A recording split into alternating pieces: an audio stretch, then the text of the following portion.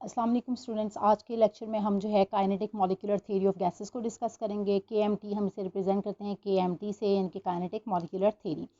तो स्टूडेंट्स इसको सबसे पहले हम इसके इंट्रोडक्शन को स्टडी करते हैं कि in order to illustrate the behaviour of gases quantitatively, ठीक है, इलस्ट्रेट करने के लिए बिहेवियर ऑफ गैसेस को क्वांटिटेटिवली एक्सप्लेन करने के लिए Bernoulli in 1738 put forward kinetic molecular theory of gases. तो बर्नौली ने जो है वो kinetic molecular theory of gases जो है वो उसके बारे में एक्सप्लेन किया। And this theory led Clausius to lead Clausius to derive the kinetic equation and deduced all the gas laws from it। और फिर जो है ये थेरी, इस थेरी को फर्दर जो है क्लॉजियस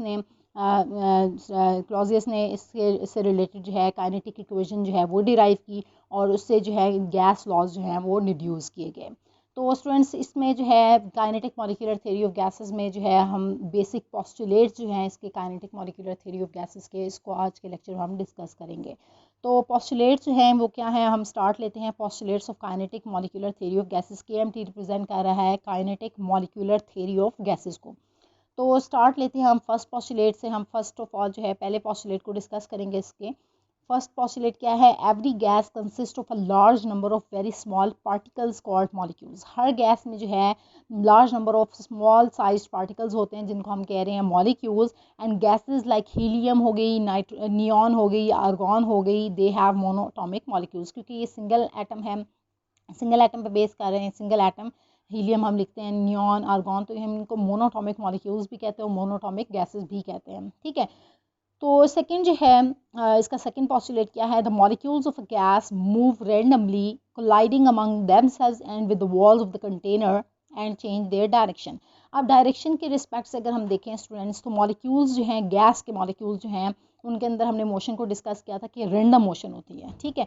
जब रैंडम मोशन होती है तो ये रैंडमली क्या करेंगे, आपस में एक दूसरे के साथ कोलाइड करेंगे, टकराएंगे, कोलाइड करेंगे अमंग देमसेल्व्स, आपस में एक दूसरे के साथ, and with the walls of the container, क्योंकि कंटेनर में है ये, तो वॉल्स के साथ, कंटेनर की वॉल्स के साथ भी ये कोलाइड करेंगे और आपस में भी एक दूसरे के साथ जो है कोलाइड करेंगे। और इस तरह से इन दोनों वजह से जो है वॉल्स के साथ टकराने से एज वेल एज जो है आपस में एक दूसरे को कोलाइड करने से अपनी डायरेक्शन को ये चेंज करेंगे, ठीक है स्टूडेंट्स। तो ये हमने सेकंड जो है पोस्टुलेट को डिस्कस किया। अब थर्ड जो है पोस्टुलेट इसका क्या है, प्रेशर से रिलेटेड है।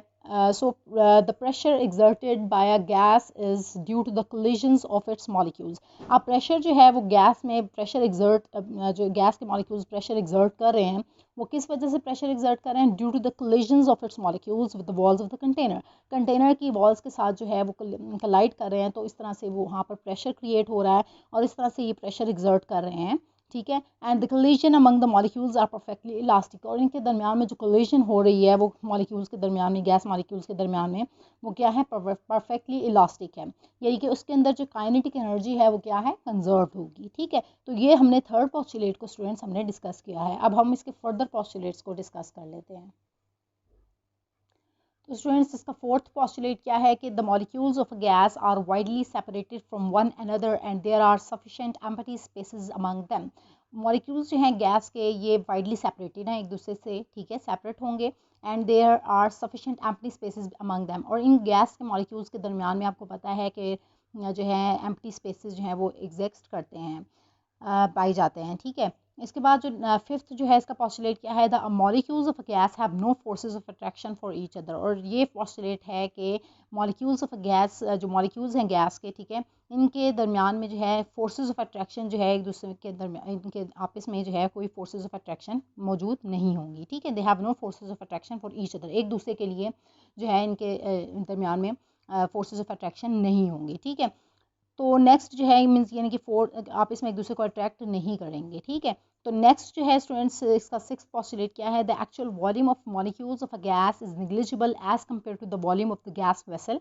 तो जो एक्चुअल वॉल्यूम है मॉलिक्यूल ऑफ गैस का वो निग्लिजिबल है, यानी कि एक आप मॉलिक्यूल, गैस का मॉलिक्यूल ले लें, ठीक है, और एक आप पूरा वॉल्यूम यानी कि वेसल का वॉल्यूम लें, पूरी एक वेसल है, ठीक है, तो उस गैस मॉलिक्यूल का वॉल्यूम जो होगा वो क्या होगा, निग्लिजिबल। जैसे मैं यहाँ पर मेंशन कर देती हूँ कि जैसे ये आपके पास कोई भी ग्लास वेसल है, गैस वेसल है, ठीक है, और इसमें गैस फिल हुई हुई है, ठीक है, ये आप देख रहे हैं, ये सारी गैस फिल हुई हुई है। लेकिन अब अगर आप देखें तो एक गैस का मॉलिक्यूल इसमें से आप ले लें, लाइक सपोज मैंने ये लिया, ठीक है, तो इसका आप वॉल्यूम देखें वो कितना है, इसने कितनी स्पेस ली हुई है, इसका वॉल्यूम कितना है, और इस वैसल में जो मॉलिक्यूल्स ऑफ गैस हैं उनका वॉल्यूम देखें आप कितना है। तो इसके लिहाज से ये इसका जो वॉल्यूम है वो क्या है, बहुत ही निग्लिजिबल है, बहुत ही कम है।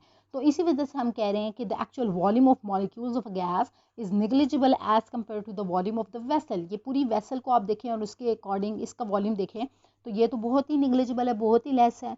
तो इसी वजह से हम इसको इस पोस्टुलेट में यहाँ पर मेंशन किया है कि जो एक्चुअल वॉल्यूम है molecule of gas is negligible as compare to the volume of the vessel के वॉल्यूम से। ठीक है, तो ये स्टूडेंट्स हमने पोस्टुलेट डिस्कस किया। अब नेक्स्ट पोस्टुलेट को हम की तरफ आते हैं हम।